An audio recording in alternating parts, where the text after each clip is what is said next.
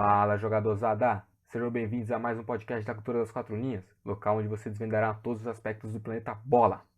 Bom, hoje trazendo um quadro diferente aqui, e acredito que seja o último, momentaneamente, do podcast. Então, a gente vai tratar agora sobre as histórias da Copa do Mundo, ou melhor, as Copas de História. A gente vai começar retratando a Copa de 1930, que foi a primeira edição do torneio, e debatendo sobre todos os aspectos que ela englobou. Mas antes de começar a falar efetivamente do campeonato, vamos fazer uma contextualização geral do que acontecia no mundo naquele momento. Ou seja, a gente estava num período entre guerras, no caso a primeira, que ocorreu entre 1914 a 18, e a segunda, de 1939 a 1945.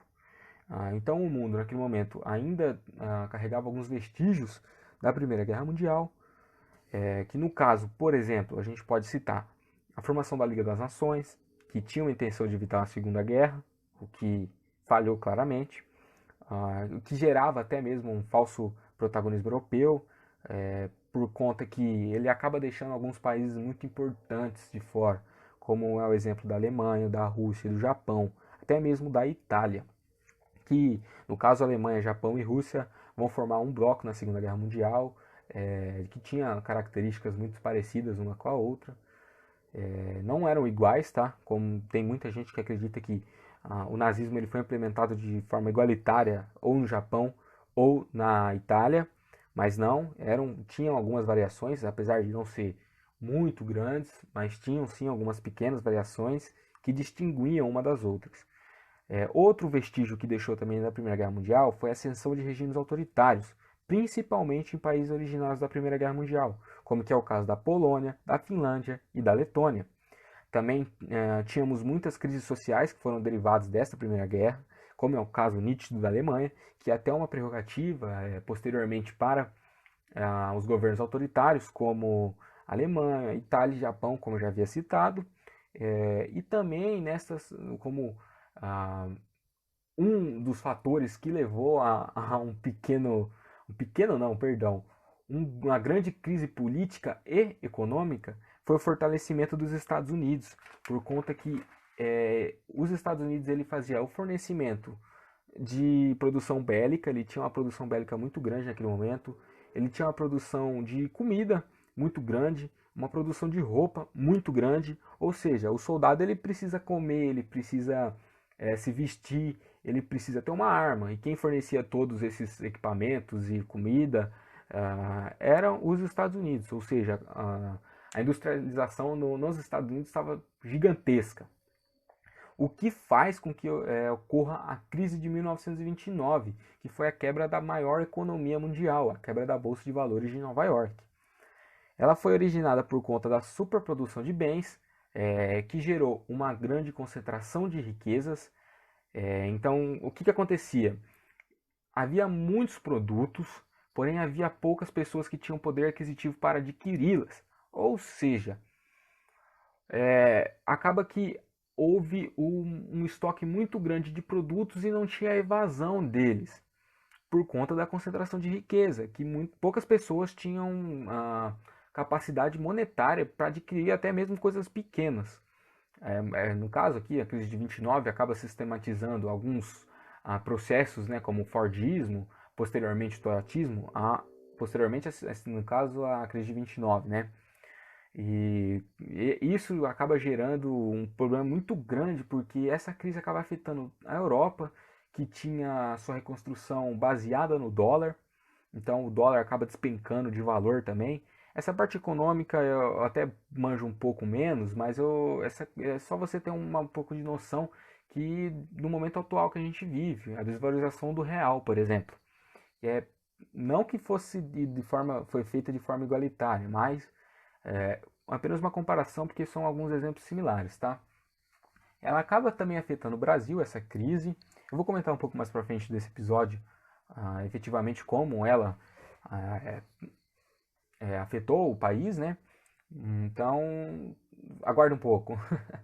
Ela acaba também afetando o mundo inteiro, o que faz com que, de modo geral, o mundo chegue devastado economicamente e em alguns países até mesmo estruturalmente, no caso da política, né, para essa Copa do Mundo. Então, já basta já de geopolítica e história aqui, vamos conhecer um pouco mais sobre a competição. Bom, agora vamos conhecer um pouco mais sobre a competição. A FIFA acaba assumindo o cargo de organizador de um campeonato entre seleções que antes era realizado pelas Olimpíadas. No caso, ela acaba escolhendo o Uruguai como o primeiro país sede, por conta do seu enorme prestígio esportivo, porque ele havia sido bicampeão das Olimpíadas em 24 e em 28, 1924 e 1928, e também porque ele prometeu arcar com todas as dívidas. Naquele cenário político e econômico momentâneo, era quase como se aparecesse um anjo na frente da FIFA. Os locais que foi escolhido foram 3 estádios, no caso o Gran Parque Central, Pocitos e Centenário, todos localizados na capital Montevidéu. No caso do estádio Centenário, ele só foi finalizado após o início da competição. Então, olha lá, parece que a gente tem uma semelhança aqui com o Brasil, né? E o nome dele foi em homenagem aos 100 anos da Constituição Uruguaia. Esse campeonato então somou 13 participantes que foram convidados porque não havia classificatória naquele momento, sendo 9 países da América, muito mais da América do Sul, somente o México e os Estados Unidos que foram na América do Norte. A América Central não teve nenhuma participação, nem a África e nem a Ásia, e 4 países europeus. Então classificava o primeiro de cada grupo, cada seleção enfrentava as outras seleções do grupo. Como havia 13 participantes, não tinha como fazer uma divisão igualitária, ou seja, o primeiro grupo ficou com 4 participantes, 4 seleções, e os demais ficaram com 3 cada uma.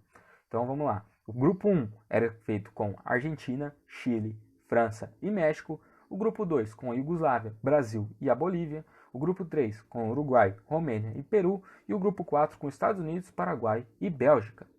Bom, acabou avançando de cada grupo Argentina, a Iugoslávia, o Uruguai e os Estados Unidos.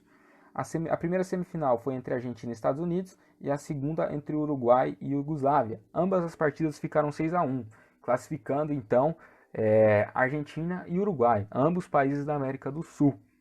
A final foi entre eles. No caso, o Uruguai saiu vencedor por um resultado de 4-2 e foi o primeiro campeão da Taça Julius Rimet, que era o nome da Taça da Copa do Mundo, que foi uma homenagem ao presidente da FIFA daquele momento, que organizou o primeiro campeonato. Então ele falou assim, vou me homenagear, e se homenageou.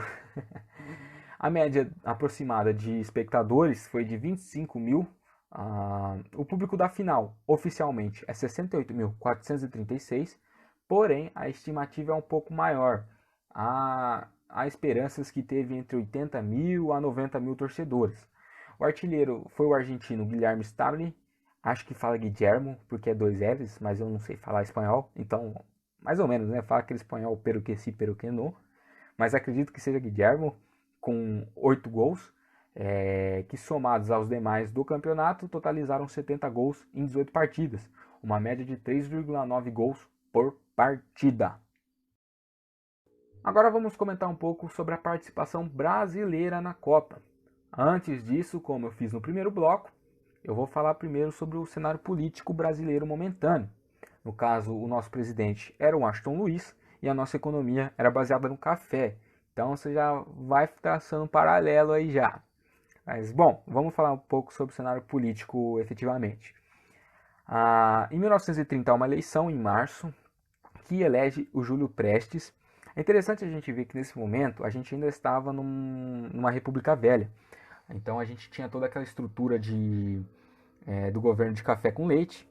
Então, que é uma alusão, é um nome dado porque naquele momento só se elegia presidentes que fossem indicados por Minas Gerais e São Paulo, que revezavam o poder. Então, uma eleição Minas Gerais indicava algum, não necessariamente precisava ser mineiro ou paulista, tá? Poderia ser de outro estado, como é o caso do Epitácio Pessoa, que posteriormente não veio ser presidente. Ele foi uma das pessoas que estavam na Conferência de Paz da Primeira Guerra Mundial, tá? É interessante saber isso, porque o Brasil ele acaba tendo uma importância no fim da Primeira Guerra Mundial. Então, voltando agora, e no caso essa República Velha era muito caracterizada por suas eleições fraudadas. Essa foi a última eleição desse jeito, porque a gente vai ver que ocorre a estourada da Revolução de 30, que ganhava cada vez mais poder e fez com que o eleito Júlio Prestes não assumisse o poder, fazendo com que Getúlio Vargas, que era o oponente dele na eleição, ele ficou meio cabreiro que não tinha ganhado, chegasse à presidência, apoiado pela massa e pelos militares, ou seja, teve um golpe.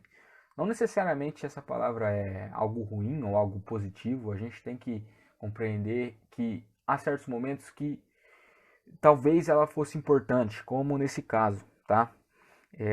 E também ele acaba depondo o antigo presidente Washington Luiz. A crise, agora comentando um pouco mais sobre a parte econômica do país, a crise de 29 ela traz um grande problema que afeta a exportação do café para os Estados Unidos, porque os Estados Unidos era o principal comprador do produto, ou seja, o Brasil praticamente quebrou economicamente também, junto com os Estados Unidos e com os outros países europeus, que, como já falado antes, tinham sua reconstrução feita no dólar. Então, o governo, para contornar o problema, ele teve uma estratégia brilhante, que é comprar o café e queimar, para não correr desvalorização da commodity. Que estratégia boa, né? Então, vamos comentar um pouco sobre a parte do jogo da seleção brasileira. Já deu problema na convocação. O Brasil estruturalmente não tinha condições de ganhar essa Copa do Mundo de jeito nenhum, porque o Brasil ele deixa de convocar seus melhores jogadores por conta de uma briga entre paulistas e cariocas, que faz com que a convocação só tenha jogadores da capital federal, que naquele momento era o Rio de Janeiro.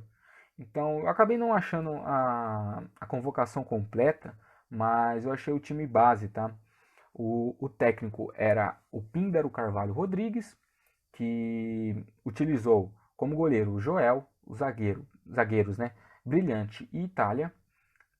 Como meio de campo, Hermógenes, Fausto e Fernando. Como atacante, Poli, Nilo, Araquem, Preguinho e Teófilo.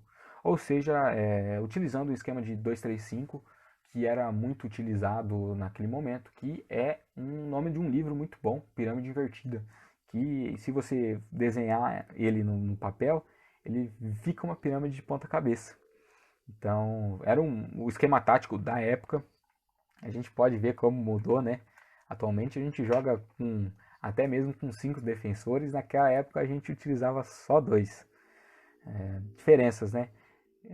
No caso, o Brasil, voltando agora sobre a seleção brasileira, acabou enfrentando primeiramente a Iugoslávia e perdeu pelo resultado de 2-1, e posteriormente enfrentou a Bolívia, que ganhou pelo resultado, o Brasil ganhou pelo resultado de 4-0.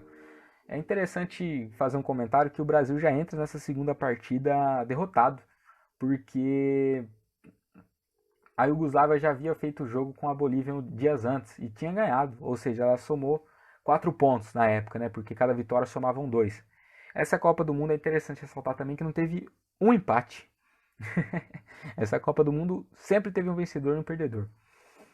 Então, no caso, a Iugoslávia já havia classificado, então o Brasil fez esse jogo aí só para cumprir calendário. Então, como havia dito, o Brasil já tinha perdido as chances mesmo antes de ir para o Uruguai, em sua viagem de navio, né?